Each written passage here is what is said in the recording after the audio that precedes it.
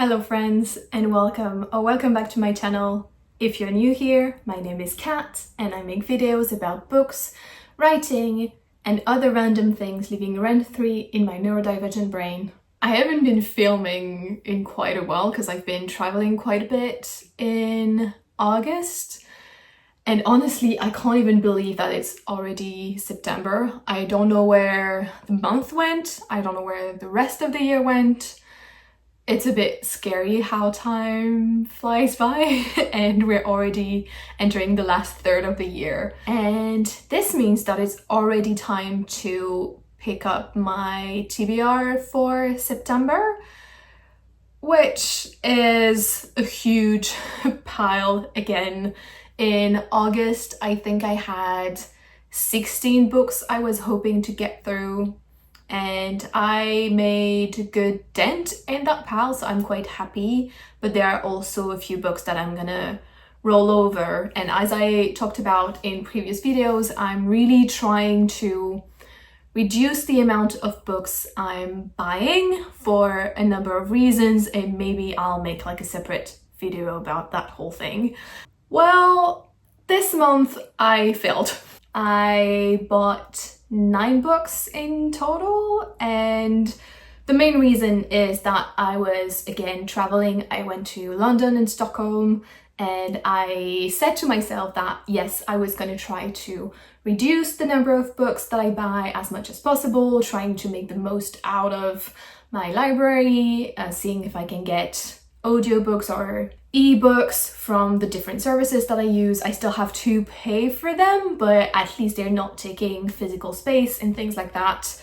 And the exception was when I'm traveling, because there might be books that I might not have an easy opportunity to pick up later, or they might be a nice memory from the trip, all of that. So it's very much what happened this month.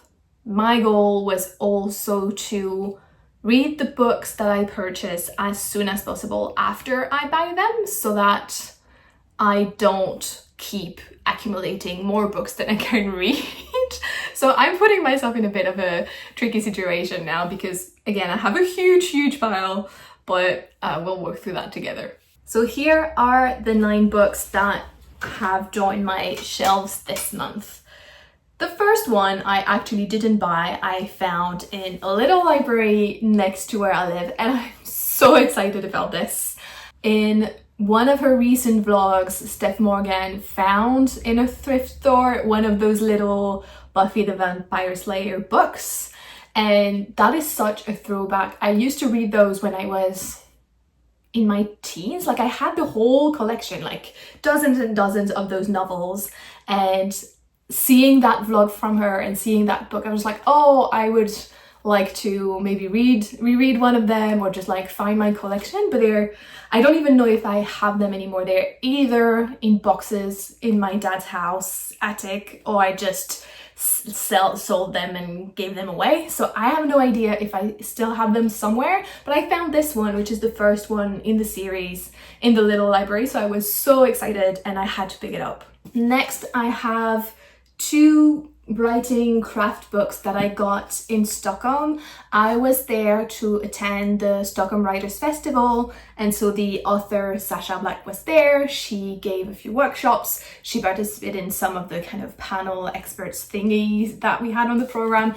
She is just amazing. She is a self-published author with an amazing career. She's doing very well, and this book I had heard of before going to the festival, and I wanted to purchase it, but for some reason I couldn't get it. Like, online, when I tried to get it from Amazon, there was some kind of bug and I couldn't complete my order, so I had kind of given up on it. And then I saw it at the festival, so I picked it up, and I saw this one about side characters as well that I got interested into. So I got both of them, and Sasha very kindly signed them for me, so I'm very excited to be diving into them this month, hopefully. In London, I got a number of novels. At least I think they're all novels.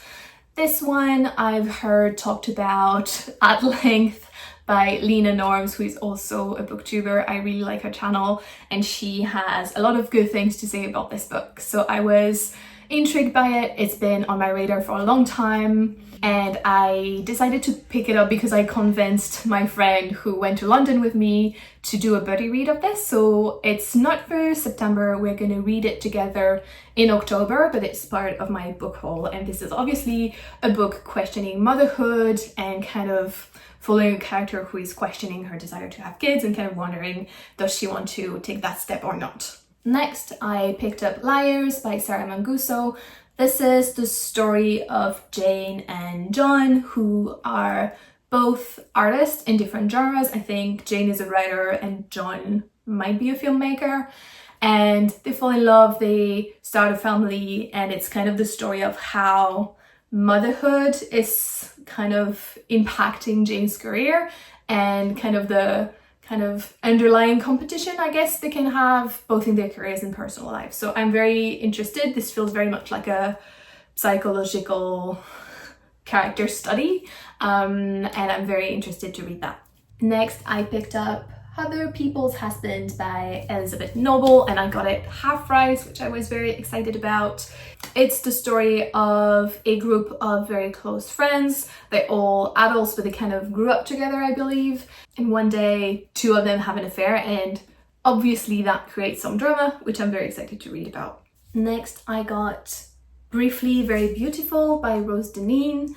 And this is kind of a dystopian novel in a world very, very similar to ours, with climate change, threat of terrorism, all of that scary, scary stuff. And it's the story of a mother who has 3 small children.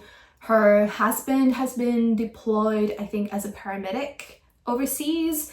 And at some point, she has to pick up her children and live to find a place of safety.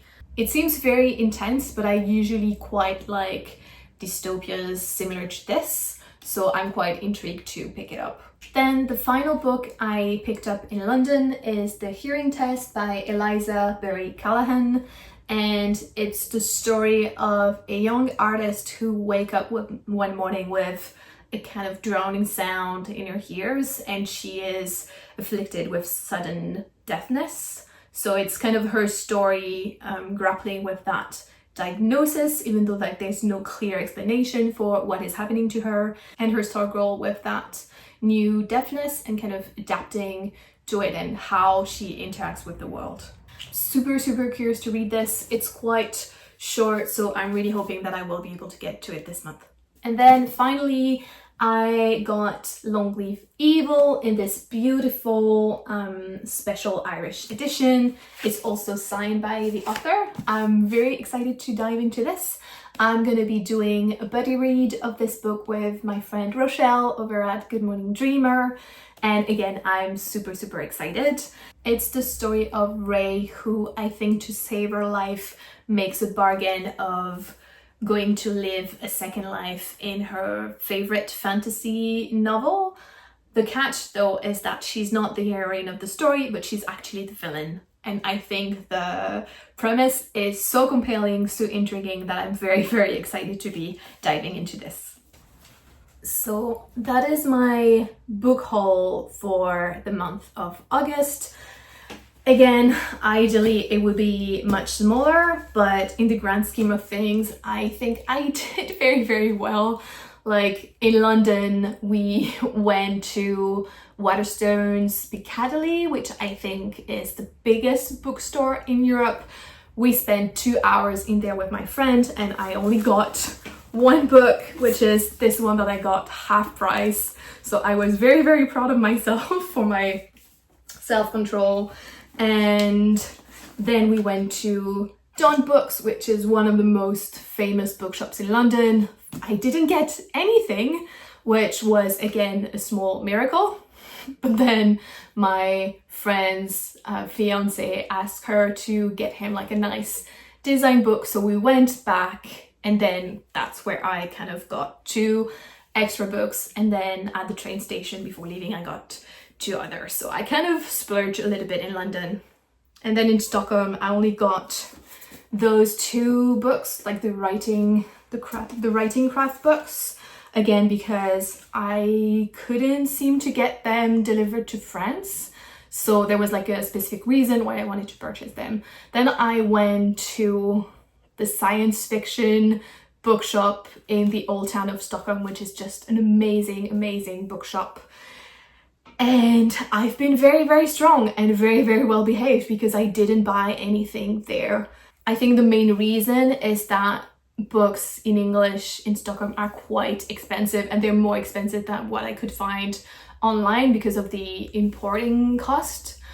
So that also helped to keep my self-control high when I went there, but I was very tempted by a number of books. Overall, I'm very proud of myself. Like, even though I still got quite a stack of books this month, I think it could have been much worse and I could have come home with like 20 books or more. I took so many pictures of books I want to get in the future, but for me to do that, I need to read those first. Apart from Motherhood, which I'm gonna read in October, that's already 8 books on my TBR and I still have more. Some of them are not gonna be a surprise because they are rollovers from the previous month. So The Final Empire by Brennan Sanderson. I still haven't gotten to this one, but it's a bit of a beast. It's like 650 pages. So I have to admit that I'm a bit intimidated, and also I feel like because it's so thick, I'm like, I could pick this up or I could read at least 2 other books. So if I'm honest with myself, I don't think I'm gonna get to that one in September, so I probably will put it directly to my October pile. So that's already 2 for October. That being said, I have Fate, Inked in Blood by Danielle Jensen and Hello Beautiful by Anne Napolitano, which were already on my TBR for August, but I didn't manage to get to because, again, that pile was too ambitious. Kind of this month is as well. So I will try to prioritize those maybe, but at least get to as many as I can this month. Then I remember that I forgot to put this one on my list because it's not one that I purchased myself, but it's one that was gifted to me for my birthday.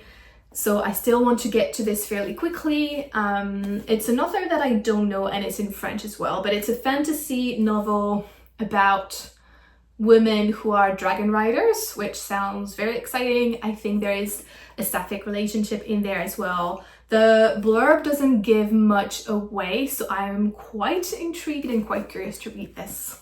And then the final 2 books on my TBR are The Center by Ayesha Manazir Siddiqi, which will be a reread for me. I read this in 2023, I think, and quite enjoyed this. I'm rereading it as a buddy read with my friend Ellen over the Ellen Made Book Club channel, and I'm quite excited to hear what she thinks about it. And then finally, a little bit more of non-fiction because a lot of those books are novels or writing craft books. I would like to get to Slow Productivity by Newport because, as you probably know if you've watched my channel for a while, work has been quite difficult for me for a while now, and I think I really need something like this. So hopefully it's quite short. I'm kind of already familiar with Cal Newport's work, so I'm hoping I can get through this quite quickly. So overall, this is still a way too ambitious TBR. How many books do we have? 1, 2, 3. I think it's 13 books, which I know myself I will not get to. The other thing that worries me a little bit is that it's all physical books. So usually when I manage to get through a good number of books, it's because I kind of mix in some audiobooks and also some graphic novels as well, which are faster to read. In this case, we will see how I do, but if I get through half of these, that would already be good. So yeah, that's quite a chunky one again. Let me know in the comments below if you've read any of those, if you think there is one in particular that I should prioritize, and let me know what you intend to read this month as well. As always, thank you so much for watching, and I hope to see you in the next one. Bye bye.